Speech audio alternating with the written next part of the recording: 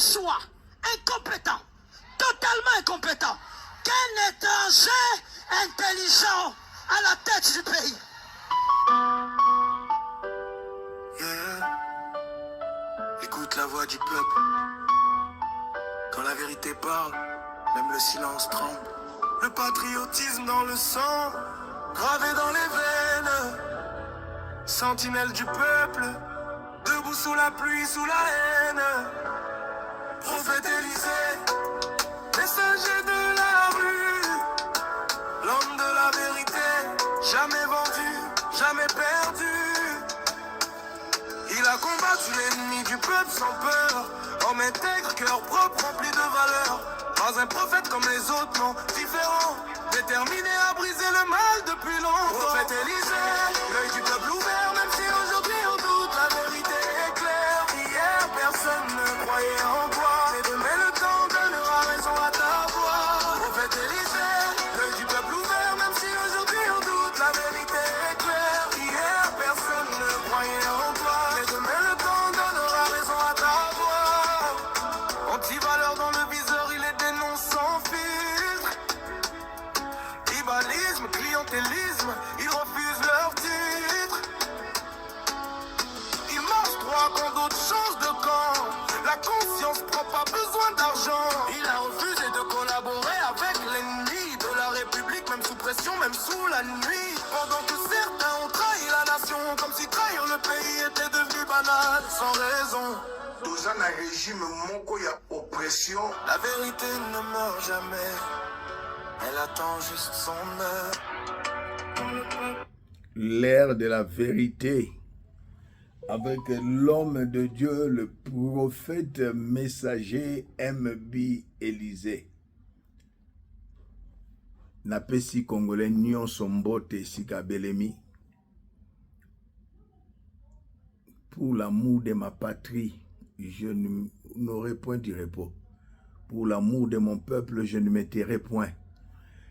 Jusqu'à ce que la liberté de mon peuple, de ma patrie apparaisse comme l'aurore. Les amoko na poso, na pesi bino nyonso mbote.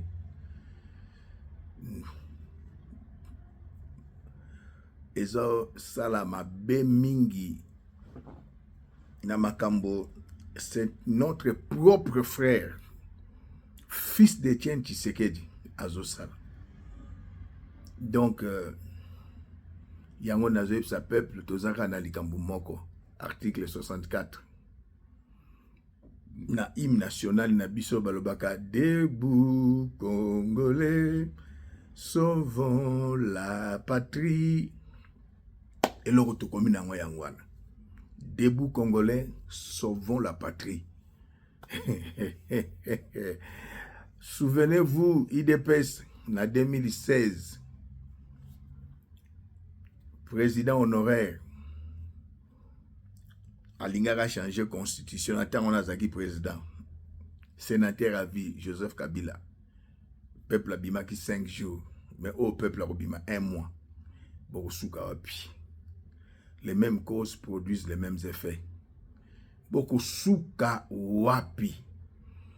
Nalingi na laksabino vidéo moko bongo tolo belango. Et c'est important.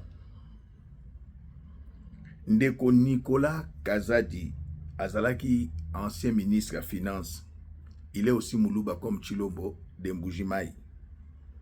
Tolanda makamba loba qui est très important. président a un entourage à Mabé. Okay. Le problème dans ce pays, quand tu es dans la mafia, tu n'as pas de problème. Hey. Quand tu n'es pas dans la mafia. Nicolas Kazadi alobi na régime ya Chilombo. Quand tu es dans la mafia, tu n'as pas de problème. Cela signifie premier moto avant de la mafia. Eza Chilombo. Régime ya mafia. Ce que le peuple beaucoup s'attendre nini. Na régime ya mafia. Beaucoup s'attendre nini. Ba makambo tozomona. Parce que tu déranges tout le monde. C'est ça qui m'est arrivé. C'est pas normal. Un pays comme ça, c'est un pays qui n'a pas d'avenir. Alobi, la RDC sous Chilombo n'a pas d'avenir.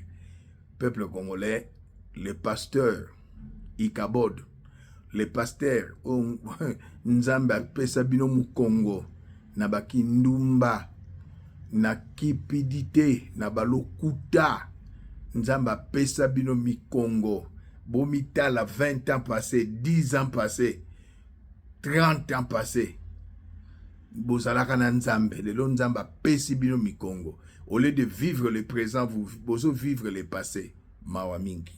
30 millions de dollars jetons de présence Vanille Kabi.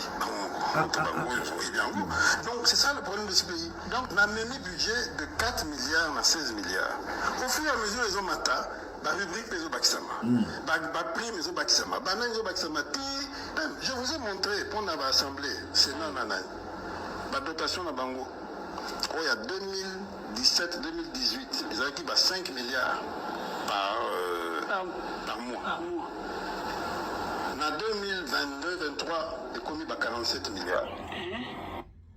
Dotation en 2017-2018, qui est président? Joseph Kabila. 2023, dotation commis 47 milliards. Qui est président? Chilombo. Nani Asali Malamu? Joseph Kabila. Mwana Mboka Alongoli, budget na 4 milliards na 16 milliards. Bah, rubrique. Na yeb sarabino 80% ya budget ya Mboka, peuple congolais, et que n'a pas institution. C'est-à-dire presque par 10. Tolingi, jouissance ming, ceux qui m'ont dit, toka bolanan, toko réfléchir après. Mon projet est toka bolinan, toko réfléchir après. Comment veux-tu expliquer que la première mandat Mobimba, l'État a créé 53 établissements publics Yastika. Donc c'est des gens qu'il faut payer et tout ça. Et puis on les crée en cours d'année. Même pas de prévision budgétaire. Oui, on les crée qui 53 en 5 ans. Donc et puis ils commencent à recruter et puis ils n'ont même pas de cadre limite. Alors, comment recruter, tout ça. Comment veux-tu qu'on s'en sorte? C'est ça le fond du problème. Solo, président, dans l'entourage, Amabé. La confiance. Chilombo, Azan a plus de 1000 conseillers. Bango nyonso baluba na baluba. Peuple congolais tangu zifweni duba dia kukumbana sai inenea tango ekoki to bengana Chilombo constitutionnellement l'article 64 epesi yo epesi nga ndingisa ya kobengana moto ou groupe de personnes oyo bazali kokamba mboka na libanda ya constitution na libanda ya démocratie article 64 article 5 le peuple aza souverain donc yé a komisi RDC clan ya Chilombo lobina hier je vous ai dit plutôt la différence entre IDPS et Etienne Tshisekedi des alliés. État de droit, le peuple d'abord. IDPS et Chilombo, le ventre avant tout. Oubliez le peuple. Baye ko détourner na ninga leza koyiba. Donc Moussala Chilombo Biangwana, il est le fils et le choix, le fils du diable et le choix du diable. Oh pasteur akoyebisa yo ke nzamba lakisa ki est fausse prophétie. Oh aza choix ya nzambe azwa ki mboka apesa ki yango na nzambe mensonge. Parmi les anciens de l'église banani bazalaki wana. Banani bazalaki kokuzwa mboka kokabango na nzambe basalaka ndenge nini? Bayebite donc muta kosa binote. Tangu zifweni diba dia kukumbana sai inenea tangu ekoki trop c'est trop. Debout congolais, hymne national. Sauvons la patrie. Tu peux être congolais mais tu n'es pas patriote. Tu peux être né, grandi à RDC mais tu n'es pas patriote. Nous voulons voir les patriotes dans la rue. Dans 24 communes, dans 24 provinces, to bengana ba juisseur oyo. Bolandi ndeko na ye ndenge alobi. Soki ngolo ayebisio ke hippopotame na mai azobela ndima to bengana ye. To landa conseil moko ba pesi ye mais akosalela yango te. Oui, akosalela yango te, c'est un juisseur. Akosalela yango te mais biso comme un seul homme toza na discours kaka moko, langage kaka moko, diaspora mobimba. Bino na kata Kinshasa botika po bakokanga bino. Diaspora mobimba, debout congolais, sauvons la patrie. Debout congolais outi na nini na hymne national. Sauvons la patrie. Totelema biso nyonso tolakisa ye ke ye oyas aluki akozwa yango.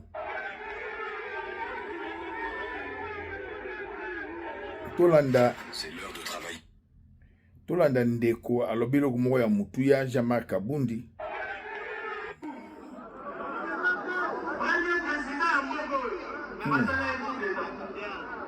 Bangwa.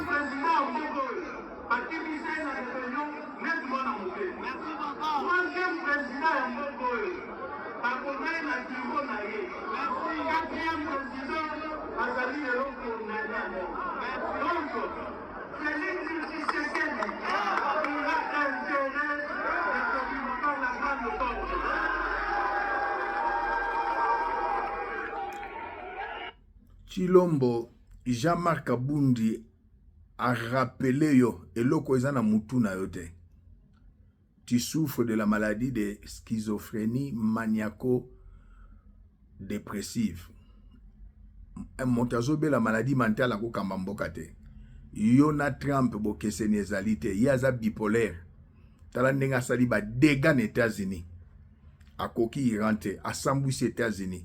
Yo ba contrat oyo ko kabamboka osambwisi Congo. Jean-Marc Kabundi merci na ndengo rappelé. Président ya Yambo basala ye coup d'état. Papa na biso Kasavu. Mobutu mtasala ye coup d'état. Mobutu après 32 ans afdel ekimisa ye lokola mwana muke. Laurent Désiré Kabila 3e président baboma ye na bureau na ye. 4e président Joseph Kabila condamné à mort azali banda mboka. Yo 5e. Tu crois vraiment bakata ungenga lokola bakata ngenga. Yo nanga toza ba misutu te. Yo brigué 3e mandat. Potaleli moto. Nakoye biso liloba nzambe lobi. Je ne te dis pas. Nakoloba note oyo la Bible déclare non, la Bible n'est pas la parole de Dieu. Ceux qui prêchent la Bible, ils sont dans l'égarement. Yango bazana ba lien, ba loi établie. Ils sont encore en Égypte dans la servitude. Bazana langage à la servitude. Mais nous prêchons la parole. La parole se médite, la Bible se lise. La parole c'est pour la tête, la Bible plutôt c'est pour la tête, la parole c'est pour le cœur. Chilombo, président ya Mboko ya Liboso, Papa Kasavubu, basala coup d'état na Mobutu. 2e président Mobutu, après 32 ans, babengana ye akima lokola mwana muke na afdel. 3e président baboma ye na bureau na ye. 4e président yo condamné à mort azali banda mboka. Yo siko 5e président olingo bima pomba tokobine lo mukomboso nakin banyoka bakobima nakobine lo mukomboso nakobine lo mukomboso oza yakuza te otimba te oza yuma nalimete bayanke bazalaka te loba na mombele bakoko waya que je sali loba na kingabwa limete yankatika obimate na yoloba yanke baza na musali na nzambe o isa politique na côte selu esprit Chilombo peuple sa telemi banyoka bakobima isa parabole président Liboso yeba yango tala rétroviseur président Liboso basala coup d'état. Yami balé bakimisa ina afdel. Yami satu baboma ina bureau. Yami ne yo muto kondana ye. Yo a 5e président. Peuple a relaxo. Trump a nzambe te. Kongweza ya baluba kaka te. Kongweza ya Swahili. Mungala. Muluba na Mukongo. Yo lingo koti sa esprit okokate. Lobaki bana limete yankaza na limete résidentiel skabino bovanda yankatika bota azalate nga bota manakin ayolo sid mwana Dallas nzamba salinga ngolo na ko mosali na nzambe o isa langage politique eza langage ecclésiastique te. Chilombo okutana na peuple 2016 2026 10 ans après il paraîtrait on a yoki te okokende daye na pesa yo prophétie na zongelaka yango pour je suis sûr de mon Dieu la prophétie est venue du Saint-Esprit nazomona na 2028 te oza yakuza te mangungu maya moto etumbaka elamba te Chilombo okende debout congolais sauvons la patrie debout congolais sauvons la patrie ozokende tana yo ekoki mbongo yebo kaboli busi na 2017 2018 chambre basse chambre haute 4 milliards et comme na tangu na bino 47 milliards fois 10 papa Etienne Tshisekedi paix à son âme aza problème te atikela bino mbongo te apesaki bino vocation botanga te ozata na diplôme d'état te osuka na 4e humanité avec 32%. Babenga na yo suko yo lingo lakisa bato koza prêtre Chilombo okima je suis l'unique descendant de Simon Kimbangu. Quand je parle de Simon Kimbangu, je ne parle pas de l'église kimbangiste. Simon Kimbangu atikala robotate. Voilà un. Simon Kimbangu azalaki mobile ya maman Mouilou te. Maman Mouilou azalaki mwasi ya oncle à Simon Kimbangu. Je parle de Simon Kimbangu, le prophète, premier prophète à Congo. Je suis son descendant. Kosa ba pasteur wana. Je suis comme le prophète Élie, devant 450 prophètes de Baal. Obaza ba prophète de Baal, obaza na wana. Tous les dans le Bible pasteur tout bazo soutenir yo qui sont mulubo pas prophète de Baal. L'histoire nous dira mingi baza en exil bagoyate. Mingi pe ba na Congo bozonga en exil. Boko kimambangu. Comment accepter? C'est impossible. Natanga papa Etienne Tshisekedi babana koteka na parti politique très cher à papa Etienne Tshisekedi. Baoteka bangi te. Baoteka bangi te. Mais na tangu na yo Augustin Kabuya a pour embrouiller ba jeune. Bazoteka bangi, baoteka lotoko, baoteka mchibuku, baoteka chichampa pour te yazoka bandeko na ye. Ya religion rassemble na bango apesaka bango misala. C'est pas moi qui l'ai dit. Ezamawa. Chilombo obomi IDP Tshisekedi IDP c'est Chilombo. IDP nganda ya gene. Tozali kosenga na bandeko nyonso tu oyo balandaka biso. Ma propos nyonso te bimaka na monoko ya ndeko Augustin Kabuya bokoki kolanda yango te pamba te na lobaka ezali ba propos ya moto azali na kati ya parti chanvre bokoki kolanda yango te. Ndeko Tshisekedi restez élégant dans les choix parti chanvre c'est un parti politique. Vous devez du respect à l'UDPS. De la même manière, on doit du respect à votre parti. S'il vous plaît, na parti politique, ils ont place à votre Kabangi. Oh, vous évitez que vous n'avez pas de battre Kabango. Mais vous avez un gros. Battre Kabangi, battre Kabangi na gene kuna. Et bani na limite mo bimba soko ki ozo luka place battre Kabangi. Pourquoi tu n'as pas déjà IDPS ba oteke lo yango, c'est clair. Et bani. Au monde Chilombo bomi parti à papa Etienne Tshisekedi. À l'époque, il y a papa Etienne Tshisekedi de kokota na kati na IDPS kunate osomba bangi. Lelo Chilombo ayebisi Augustin Kabuya misala kopesa bano ezate bamelaka bangi, bamelaka chichampa, bamelaka gene.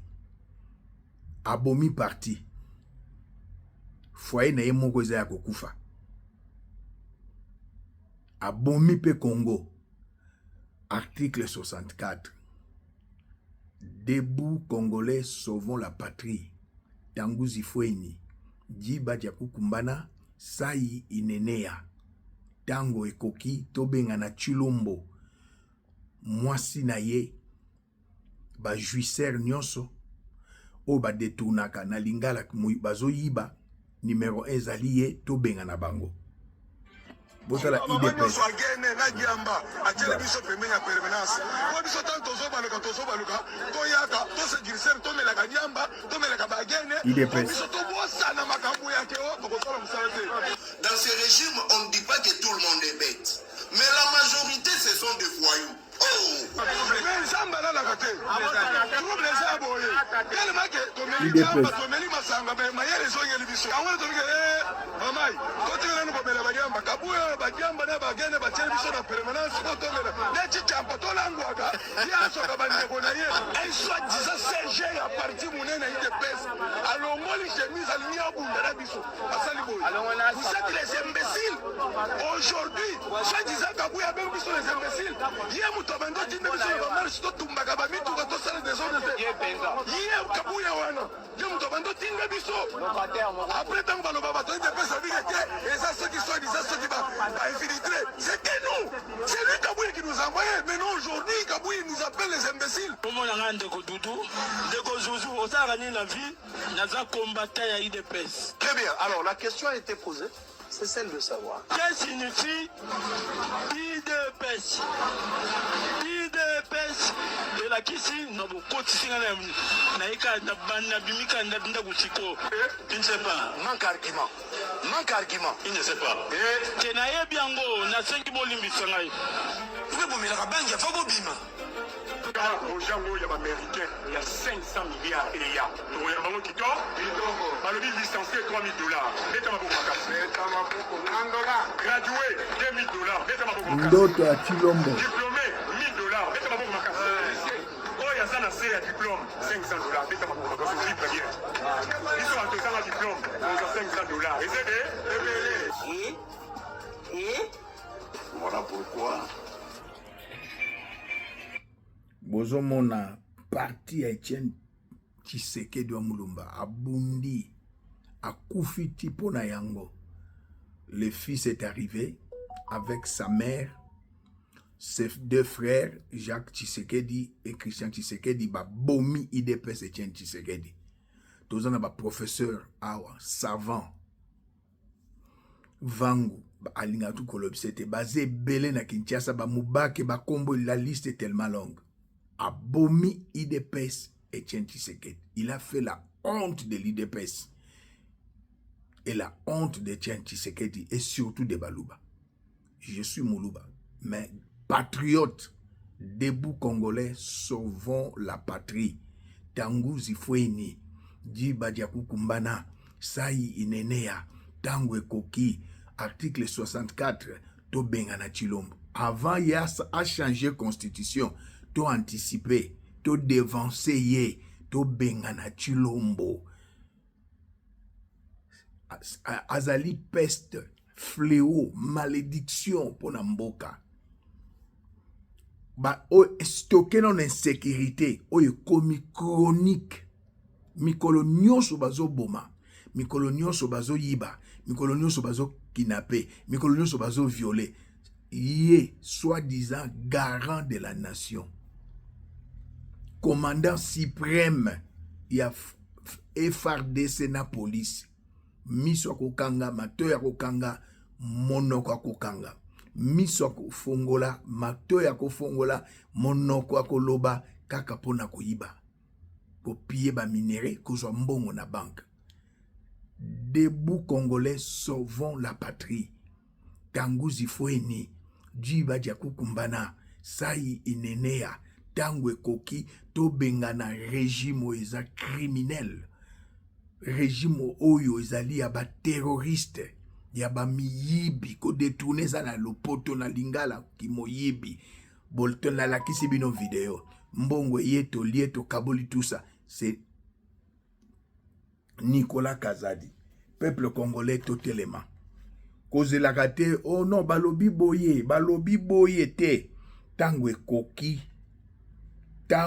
Ekoki, Daniel Bumba, le fils de Monseigneur Gérard Mulumba, Atikie, Congo ekomi ya tati ya famille familiale, Congo ekomi ya muziki, Congo ekomi ya bamiyibi, toko kondima yango te, totelema tobundela mboka. Daniel Bumba. la responsabilité de Daniel Bumba. Yeah. Bozali prelongo tikali ya jour bokoyoka mokonzi mo azoya bien trompe alobi na biso azoya. Elongo tikali ba yebisa peuple ke bobimate comme vivable. Bosoto na balabala ona na monate. Alors que le gouvernement a mis mbongo ebele. Bazo pesaka bango mbongo chaque fin du mois. Pote Kisasa ezala peto. Ata boko komisa ngo sanya mbele te. Mais ne serait-ce que bato batala ta nzela ndenge za kotambola. Donc aujourd'hui, soki toza la ville ya Kinshasa salité, konzi ya mboka azali produit à IDPS. Première ministre, Madame Soumine Azali produit à IDPS. Les incompétents. Doudou Fambaza produit à IDPS. Daniel Bumba Azali produit à IDPS. Donc, la responsabilité, au-delà d'un civisme et abyss au peuple, mais c'est l'incapacité. C'est la mégestion de l'IDPS. L'incompétence. L'incompétence. Bakissa. Mboka a une vision, il est de l'IDPS. Mais incompétent. Madame Souminoa, chef du gouvernement, Azar a UDPS. Moutarobi Misambongo Doudou Fouamba, Azar a UDPS. Motoé a travaillé avec son équipe pour rendre le milieu salibre. Daniel Boumbeza a UDPS. Ceux qui m'ont sauté à Kinshasa, la responsabilité incombe à l'UDPS. Ndekwa lobi bosolo. Yé comme la bosolo na politique. Responsabilité ça IDPS. Président de la République et de l'IDPS. Incompétent. Maman Judith Toulouka, elle est de l'IDPS, incompétente. Doudou Fouamba, ministre des Finances de l'IDPS, incompétent. Le gouverneur province ville à Kinshasa, incompétent. Mbongo Zobima Bazolia. Tolobate, parce que c'est son cousin. Tolobate. IDPS dégage.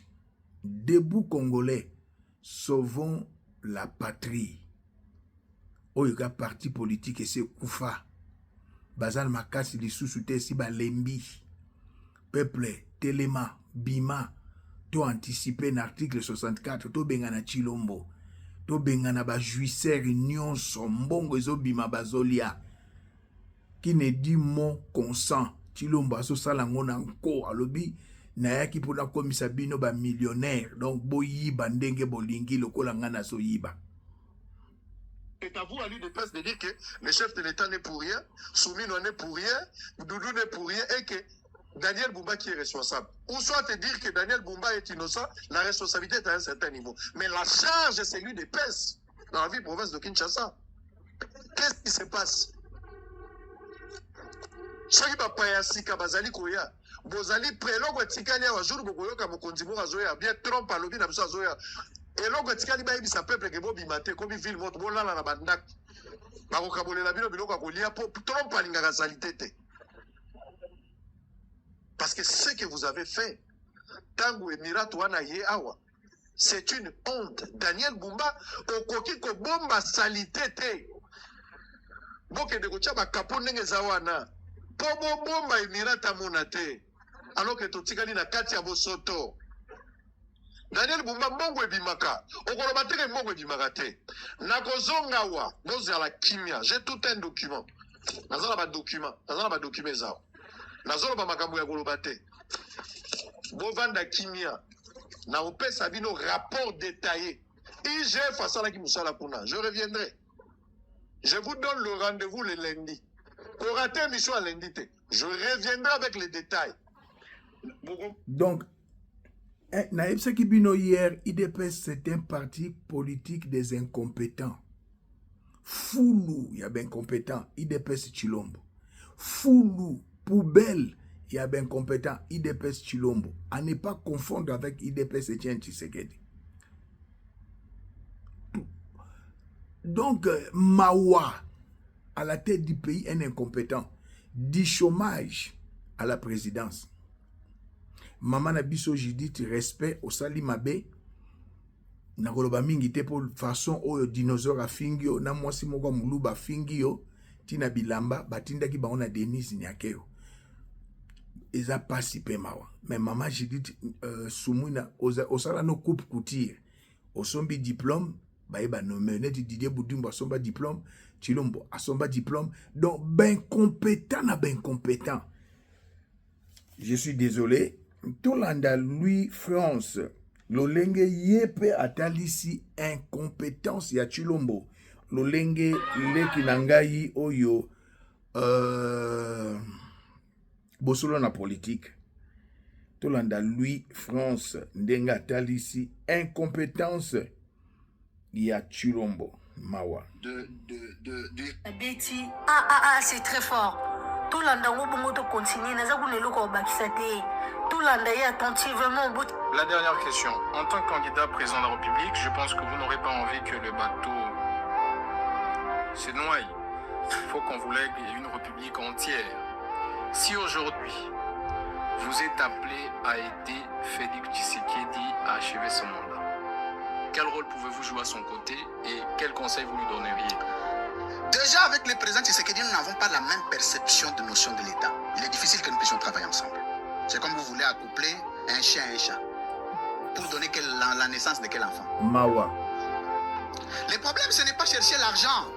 Le problème, c'est moi, je ne serai jamais millionnaire dans ma vie. Et je n'en ai pas besoin. Moi, mon problème, toutes les fois que j'aurai des fonctions, Monsieur le Président, notez, prenez-les. Comme dit, cet État, même quand je deviens bourgmestre, cette commune doit être la meilleure des communes. J'ai ce serment-là.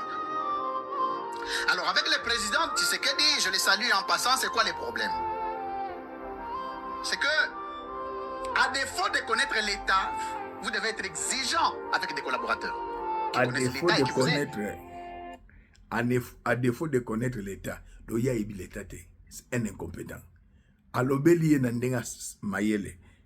Il n'y a ni l'un ni l'autre. Le président ne connaît pas ce que c'est l'État. Les collaborateurs ne connaissent pas ce que c'est l'État. Conséquence, quand vous allez là-bas, attention, c'est un kabyliste. On t'arrête. C'est lui qui t'a accusé, on l'acquise aussi. Non, il a volé, on l'arrête. Est-ce que vous connaissez un système, un État qui fonctionne sans système, où le président est lui-même système, il est lui-même loi, et que tous les litiges, les conflits, les problèmes de sa famille politique, c'est lui qui règle ça, au téléphone? C'est l'État? Non, on peut t'arrêter au téléphone, papa. Tu es ministre, on t'arrête au téléphone. Il faut éviter l'humiliation. Monsieur le Président, je veux le dire aux jeunes, il faut être digne. La dignité est une vertu, pas seulement en politique, pour la vie. Et je vais vous dire, les hommes dignes ne meurent pas riches. Il faut choisir, soit vous êtes riche et indigne, soit vous êtes digne, vous mourrez comme un homme. Mais les risques dans notre pays, c'est que tout le monde veut mourir riche. Conséquence, tout le monde est voleur. Tout le monde, je dis bien tout le monde. Voilà cet homme encouragé et Lekinanga. Tout le monde, a commencé par Chilombo, le plus grand voleur, Alobi, tout le monde est voleur. A fingi Chilombote. Ngape na fingi Chilombote. Na lobi c'est qu'il est. Programme à 100 jours. Mbongo Chilombalia. Naba kamere. Tout le bas vérité. Ram, plus de 600 millions. Chilombo a frappé peuple. Nenga banako frappé na poto. Chilombo est voleur. Ce n'est pas l'insulter, c'est ce qu'il est. Est-ce que vous pouvez me donner un seul ministre qui a gardé son train de vie depuis qu'il a accédé aux fonctions d'État? Voilà. Dès qu'il commence, la première des choses, il gracie. La deuxième des choses, il faut vous montrer qu'il a des Rolex. La troisième des choses, mais vous avez des exemples. Moi, j'ai écrit sur les types de leadership, sur l'organisation, le rôle du leadership dans l'organisation d'un État moderne. Le pays doit être géré par un leader. Un leader, c'est qui? C'est lui qui prie. Mais notre pays est dirigé par un dirigeant, mais pas par un leader. Chilombo n'est pas un leader. Boyoka, leader et qui se met derrière. C'est lui qui sert et qui se sert en dernier. Est-ce que vous pouvez me dire entre le président Tshisekedi et le peuple qui est servi en premier? Chilombo. Nous avons compris, vous n'allez pas travailler Donc, avec lui. je peux encore vous avouer ici, c'est pas un problème d'indifférence des différents personnels. C'est un problème de perception de gouvernance d'État. Par contre, Si j'ai besoin, je dois travailler avec le président Tshisekedi, je dois avoir des garanties.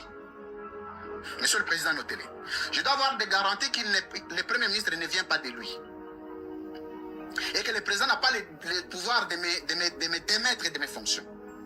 Parce que ce soit notre maman, notre tendre maman, maman Marthe, que ce soit notre première dame, maman Denise, que ce soit les frères du président, c'est lui qui tombe.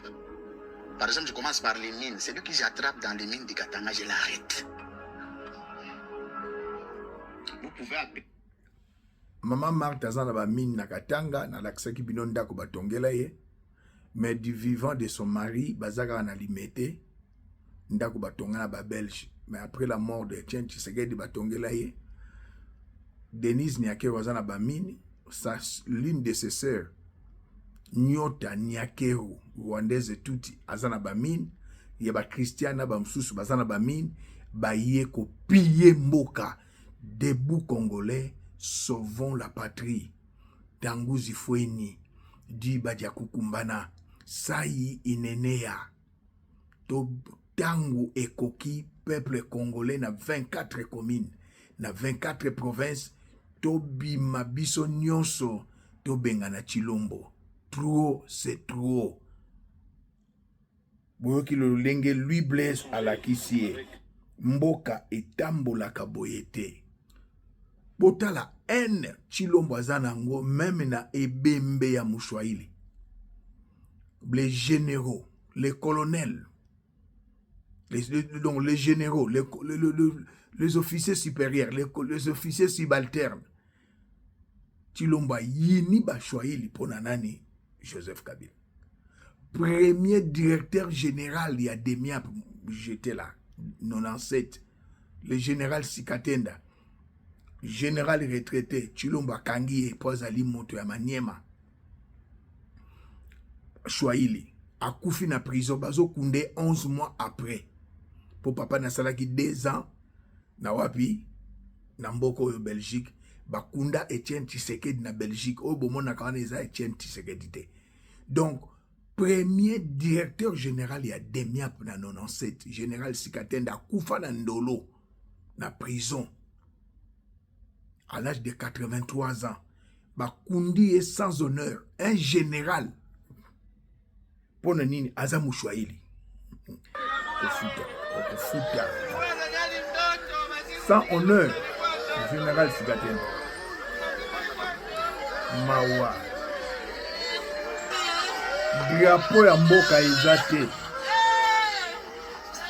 Drapeau ya mboka ezate. Mon chef.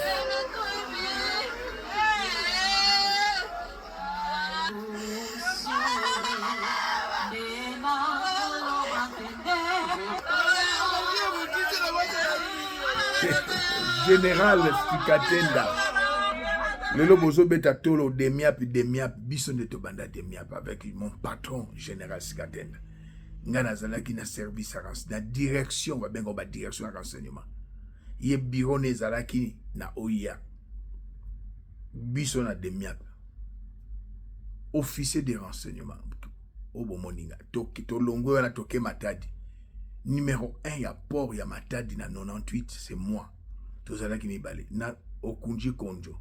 Freddy Akoufa. Talabazo Kundaye sans honneur. Pona nini aza Mouchouaïli.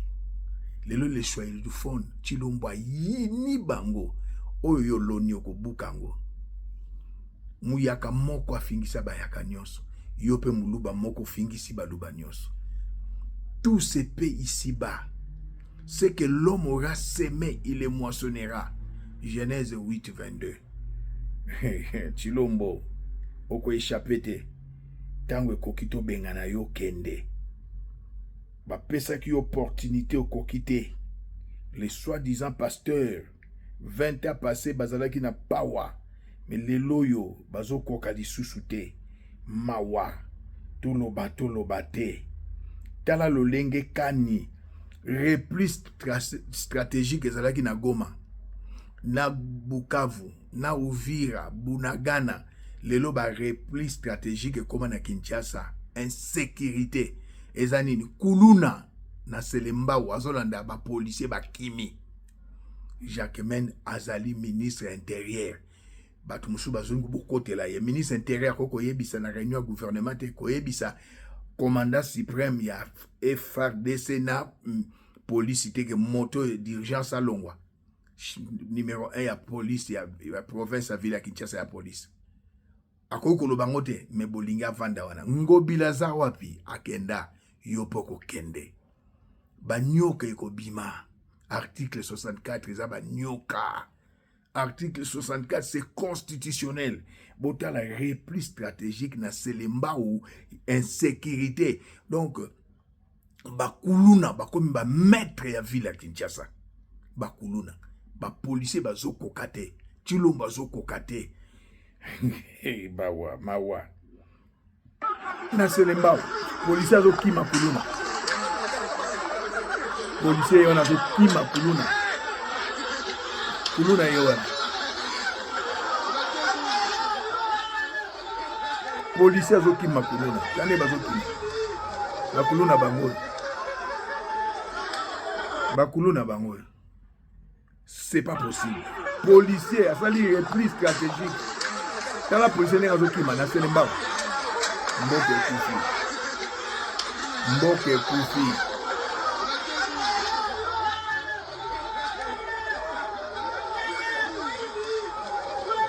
Kuluna. Repli stratégique. Yabanani, yaba policier. Peuple congolais.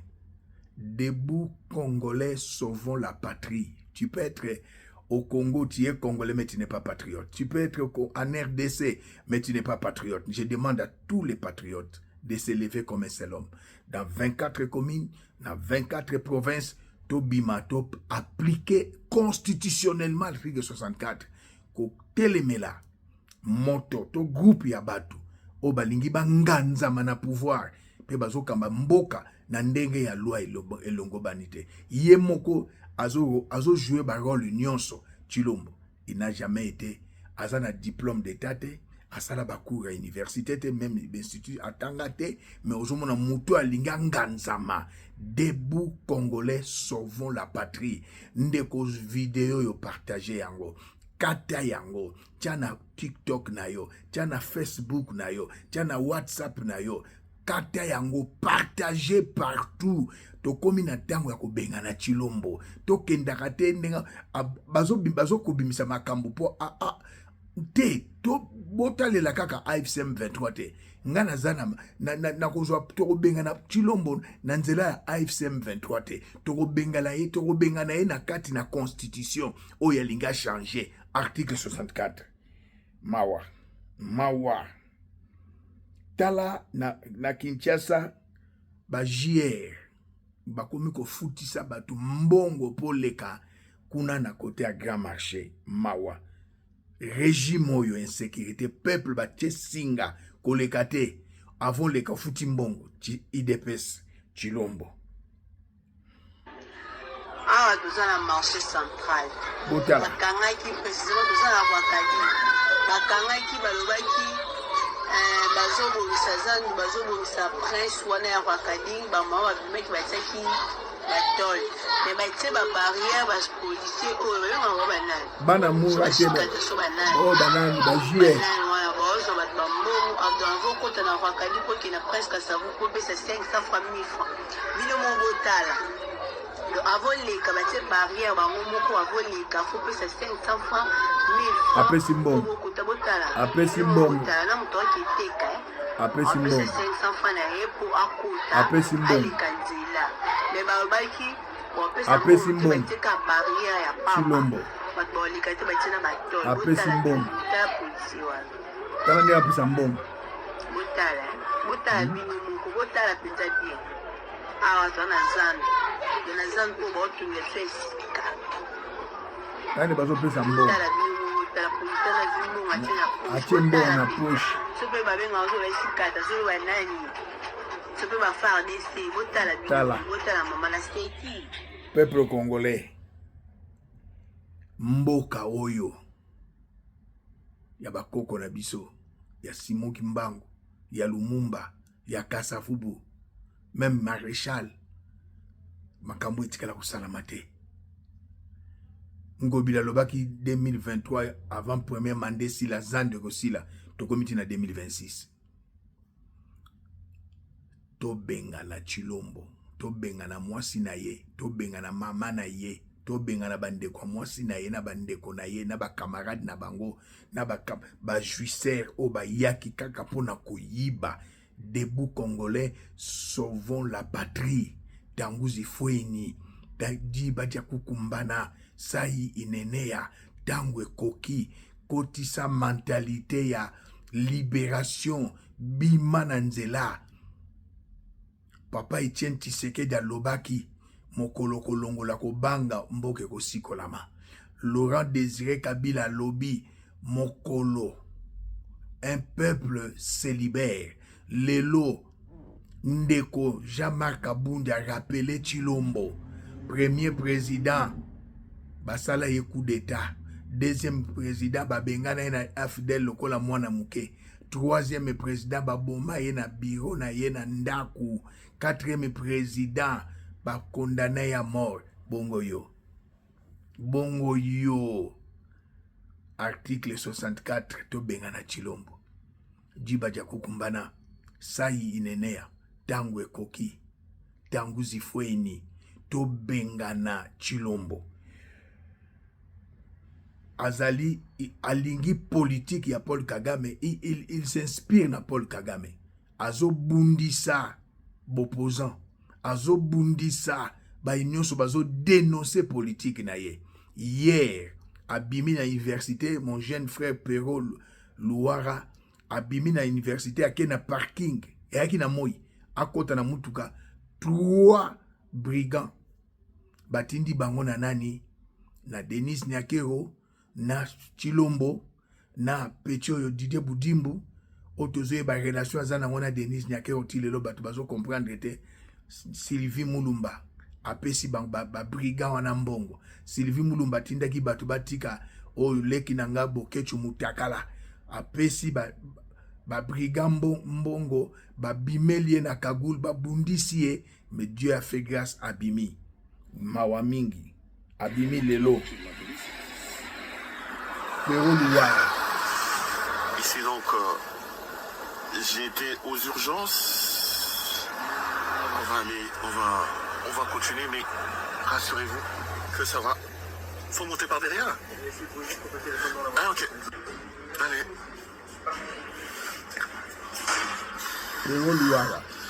Agressé encore une fois. Sur à l'hôpital Saint-Pierre-Bottigny où j'ai été amené. Je voulais rassurer tout le monde que ça va. Ceux qui ne veulent pas qu'on leur dise la vérité font des bêtises. Mais tout va bien. Donc là, je suis avec la police et je viens de sortir des urgences. Donc mawa bato babundi bagresa ki nani liboso mbala liboso nanda kunaye bakanga ki bango. Chilombo collabore avec la police nanzela Sylvie Mulumba na bato mususu bake bapesi ba médecin mbongo ba déclarer bana wana ke mitu esalaka te ba libérer bango. Ndenge moko pe lisusu oyo bakangi mibale bako déclarer pe mitu esalaka te bazuna ba avocat ba libérer bango.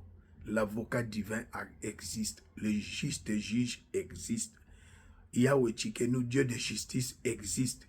Sylvie Mulumba kolembate, continuez. Continuez. Sylvie Mulumba, continuez dans le mal.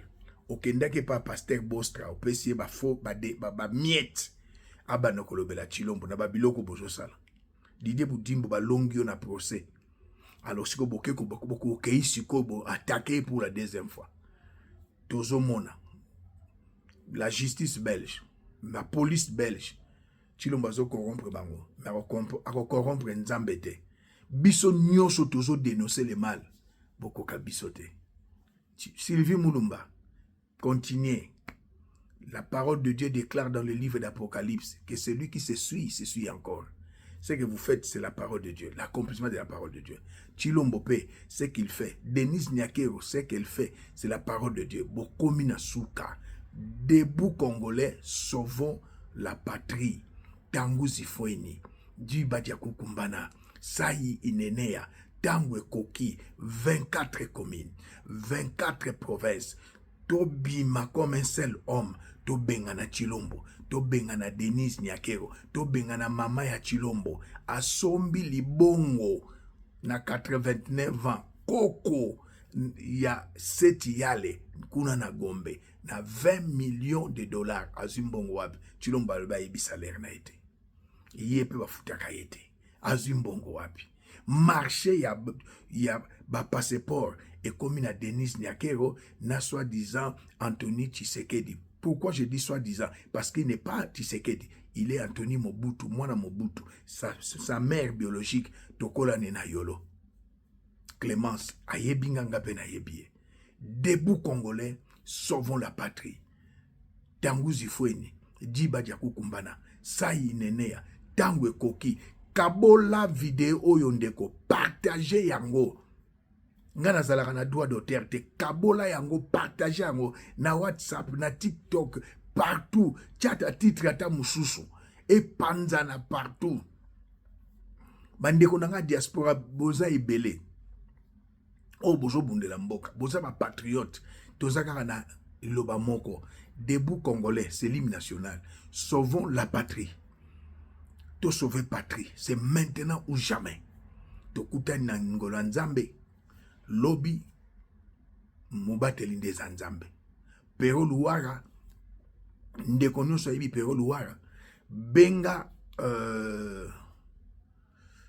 leki nanga za États-Unis, o Denise akimisa na Sylvie Mulumba, bo kimisa ye na Belgique, bo kangisa ye, bo tchaba bombe na ndaku na ye, akende États-Unis Sandra Mudimbi, la grâce.